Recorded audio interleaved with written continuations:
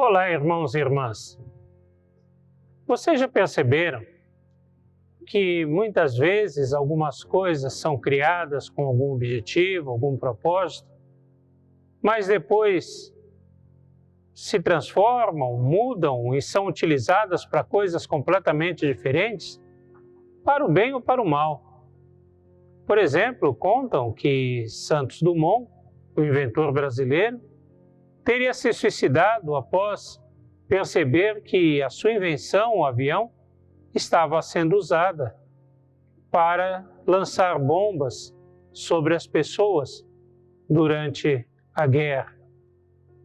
Ou, por outro lado, o refrigerante de maior consumo, maior venda no mundo inteiro, foi criado para ser um xarope para curar a tosse, e não para refrescar e muito menos para ser bebido gelado. É fato, enfim, que muitas coisas são inventadas, são criadas, são feitas com um propósito e com o passar do tempo parecem adquirir um outro diferente. O livro de Apocalipse parece que é um pouco assim. Ele tem uma linguagem rebuscada, uma série de figuras, uma série de imagens, descrições de seres diferentes, que faz com que muitas pessoas sintam medo, sintam pavor, receio de ler esse texto, porque esse texto lhes provoca alguma angústia, algum tipo de sentimento não tão positivo. Mas o interessante é que justamente ele foi escrito com o objetivo contrário. Logo nas suas primeiras frases, nos seus primeiros versículos, está escrito: não temas. E a intenção do livro é suscitar esperança, anunciar que o povo de Deus é vitorioso. Mas todas aquelas situações, todas aquelas coisas fazem com que muitas pessoas pensem diferente, olhem diferente para esse livro. Depois destas coisas, vi, e eis grande multidão que ninguém podia enumerar, de todas as nações, tribos, povos e línguas, em pé diante do trono e diante do Cordeiro, vestidos de vestiduras brancas, com palmas nas mãos, e clamavam em grande voz, dizendo: ao nosso Deus que se assenta no trono e ao Cordeiro pertence a salvação. Todos os anjos estavam de pé rodeando o trono, os anciãos e os 4 seres viventes, e ante o trono se prostraram sobre o seu rosto e adoraram a Deus, dizendo: Amém. O louvor e a glória e a sabedoria e as ações de graças e a honra e o poder e a força sejam ao nosso Deus pelos séculos dos séculos. Amém.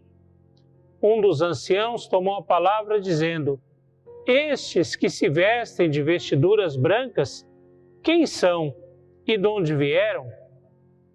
Respondi-lhe: meu Senhor, tu sabes. Ele então me disse: são estes os que vêm da grande tribulação. Lavaram suas vestiduras e as alvejaram no sangue do Cordeiro, razão porque se acham diante do trono de Deus e o servem de dia e de noite no seu santuário. E aquele que se assenta no trono estenderá sobre eles o seu tabernáculo.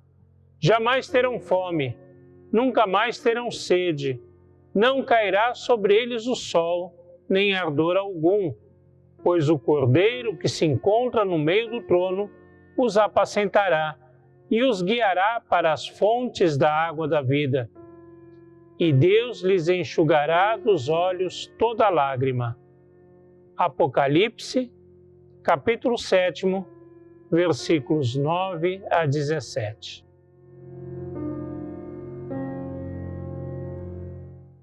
O livro do Apocalipse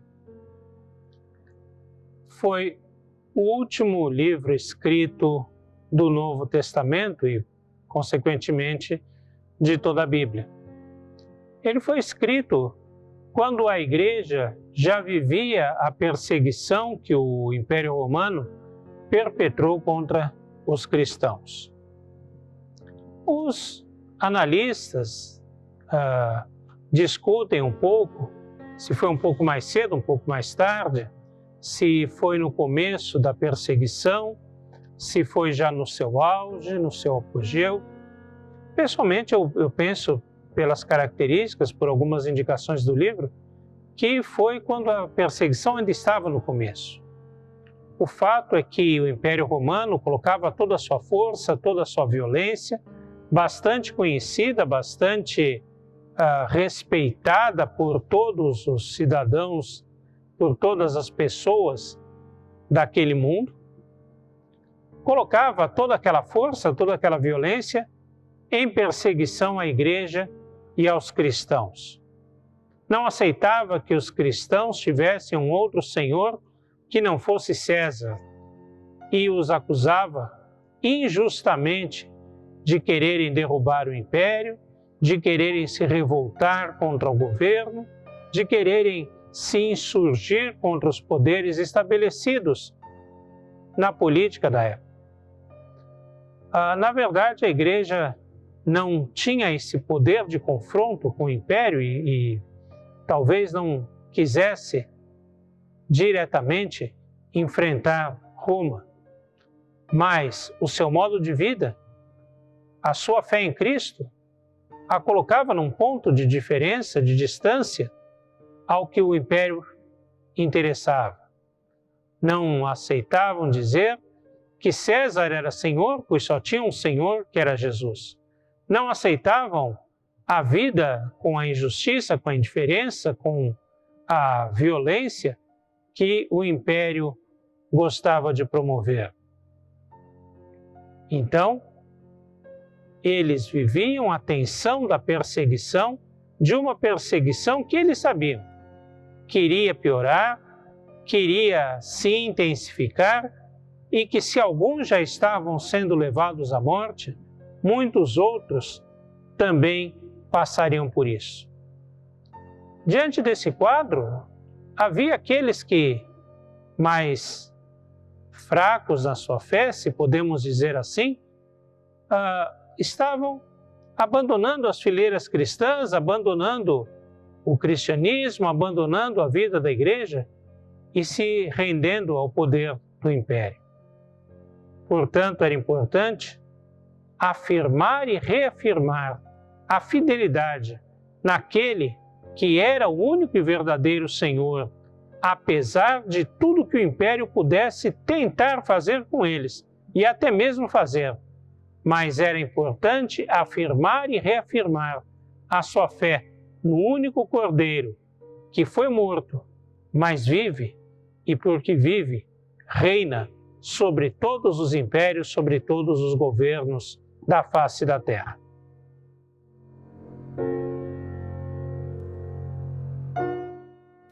Falar de cristãos viverem sob o domínio do medo, sob grandes ameaças, não é um privilégio do passado das primeiras gerações de cristãos.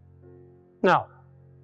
Ao longo de toda a história, o povo de Deus passou por grandes problemas, por situações que lhes traziam insegurança, dor, que pairava sobre eles o peso da espada, o peso de medos, de ameaças, até de questões naturais.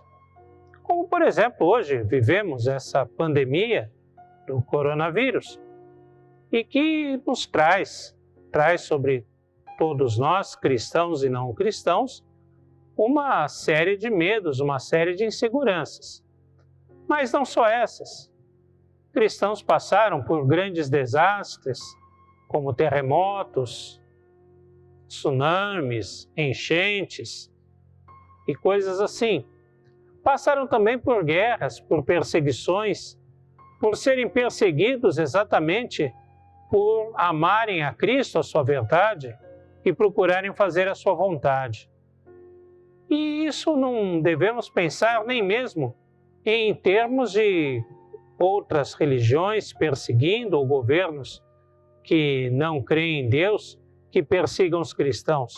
Pois até mesmo dentro do cristianismo, houve momentos da história em que cristãos mataram cristãos, cristãos perseguiram cristãos, em nome de uma única verdade, em nome de uma única postura, ou talvez pudéssemos dizer até em nome de um único poder, que provavelmente nada tinha a ver com Deus.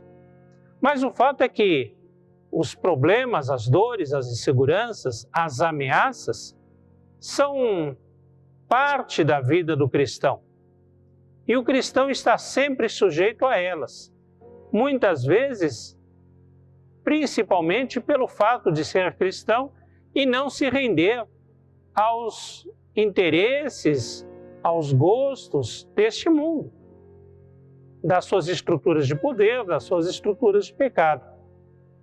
Mas, por isso, ou exatamente por isso, os cristãos então se tornam, muitas vezes,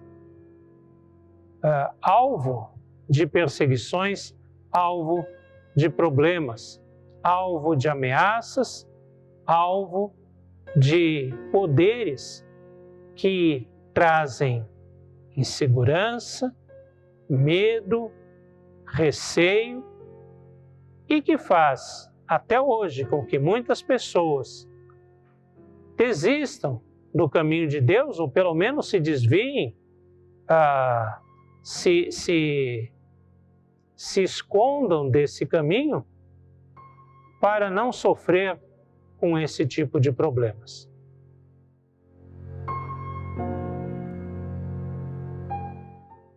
O texto que lemos fala de uma grande multidão à volta do trono de Deus. Quem era essa multidão? Diz o texto que essa multidão era formada por pessoas de toda tribo, língua, raça, nação. Assim esclarecendo que o povo de Deus não é formado por uma etnia, por o povo de uma única nação. Não é formado por um povo de uma única cor da pele, ou cor dos olhos, ou cor do cabelo. Que o povo de Deus não é formado por pessoas que falam uma única língua. O povo de Deus não é formado somente por homens ou somente por mulheres. O povo de Deus é formado por todos, por todo tipo de ser humano, por todos aqueles que, segundo o texto, lavaram as suas vestes no sangue do Cordeiro. O que caracteriza esse povo não é a sua etnia, não é o seu gênero, não é a sua faixa etária, não é o seu nível social, mas é o fato de terem lavado as suas vestes no sangue do Cordeiro. Ou seja, levaram para a cruz e colocaram na cruz de Jesus todos os seus pecados e deixaram que Jesus levasse sobre si toda a sua culpa, que os remisse e que através do ato da cruz, do sacrifício na cruz, comprasse, recomprasse, remisse para Deus um novo povo, um povo de toda língua, tribo, raça e nação.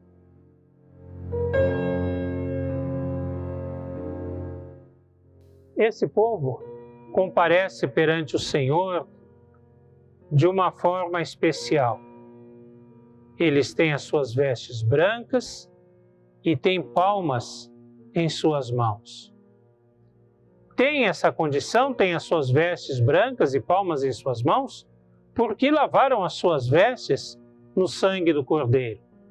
E por isso, vestem roupas e usam adereços que indicam vitória, que indicam festa, que indicam alegria.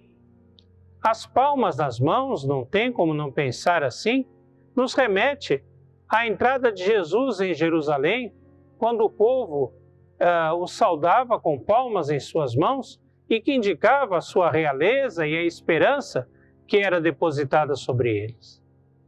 Tudo isso não por sua competência, não por suas qualidades, não pelas proezas que aquele povo, que aquelas pessoas pudessem ter feito ou viriam a fazer, não por obras que elas tenham feito, mas porque elas lavaram as suas vestes no sangue do Cordeiro, acentuando que elas estão ali por causa da graça de Jesus, por causa da misericórdia de Jesus, por causa do poder de Jesus que as resgatou das trevas para levá-las àquela condição. Elas estão ali não porque não tivessem atravessado problemas, não porque não tivessem atravessado as perseguições, não porque talvez até muitas delas tivessem morrido ao fio da espada das perseguições, mas porque Jesus as tornou mais do que vencedoras, apesar de todas as situações, apesar de todas as tragédias, apesar de todas as coisas. Elas estão ali porque foram salvas e confiaram, creram no Senhor Jesus e assim, com Ele, por Ele, sustentadas por Ele, animadas por Ele, enfrentaram as crises, atravessaram as crises e venceram as crises.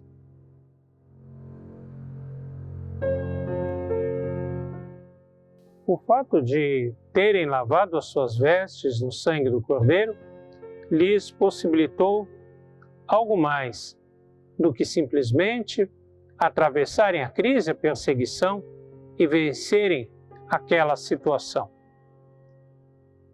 Lavarem as suas vestes no sangue do Cordeiro fez com que o Cordeiro se tornasse o seu pastor.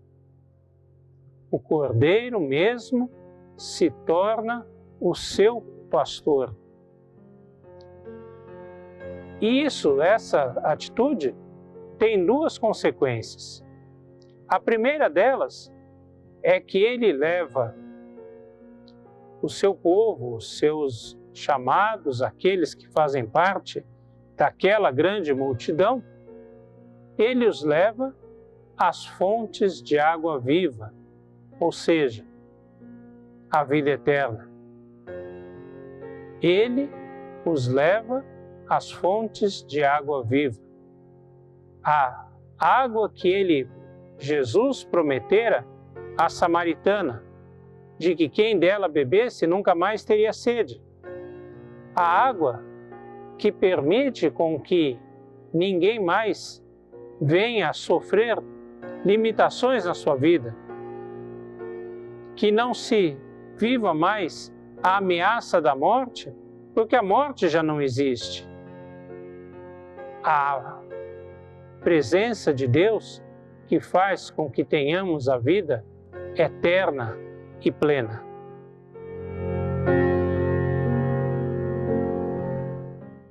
Pouco será, no entanto, se tivermos a vida eterna, mas for uma vida de eterno sofrimento, de eterna dor, de eterna aflição, de eternas más lembranças, de eterna doença, de lágrimas eternas.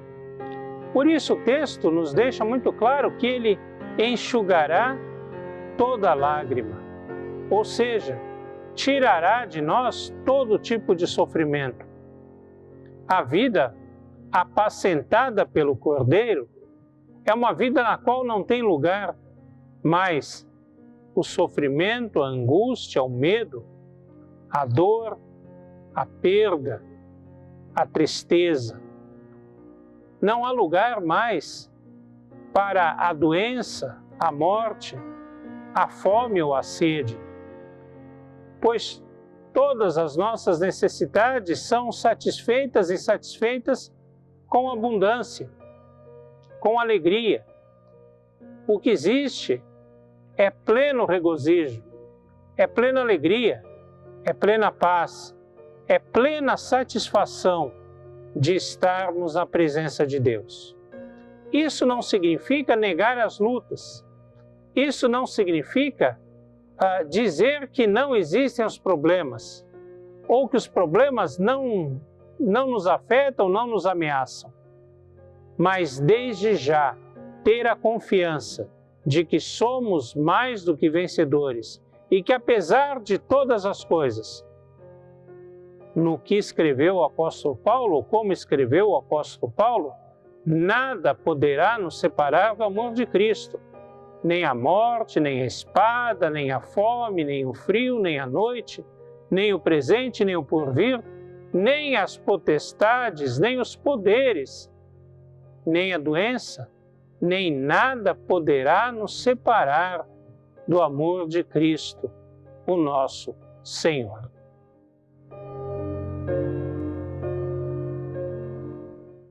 O livro de Apocalipse foi escrito em meio a uma profunda crise, a uma grande perseguição, a uma grande tragédia que a igreja vivia, que a igreja experimentava logo nos seus primeiros anos.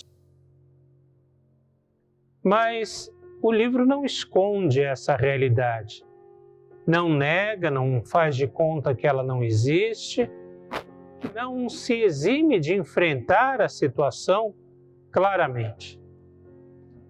Enfrenta, fala dela, trata, mas trata com a devida consideração.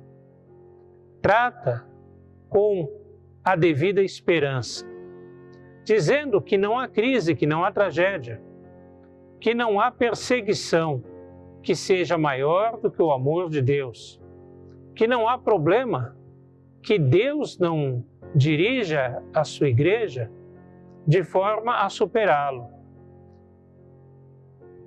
O livro de Apocalipse nos mostra que as tragédias acontecem na vida do povo de Deus como na vida de todas as pessoas, talvez até mais no povo de Deus exatamente por querer ser fiel a Deus. Mas que, embora as tragédias aconteçam, embora elas nos ameacem, embora elas sejam pavorosas, em tudo nós somos mais do que vencedores. Em todas essas coisas, Deus conduz o seu povo através da dor, através da perseguição, através da fome, através da guerra, através da doença, através da espada, através do que for. Mas Deus conduz o seu povo até a vitória. E, após a vitória, Ele reúne uma grande multidão de todas as nações, de todas as línguas, de todas as tribos, de todas as nações, ao redor do seu trono de graça, para uma vida em que não existem lágrimas, em que não existe dor, em que não existe sofrimento, apenas a alegria da presença de Deus na vida de todos.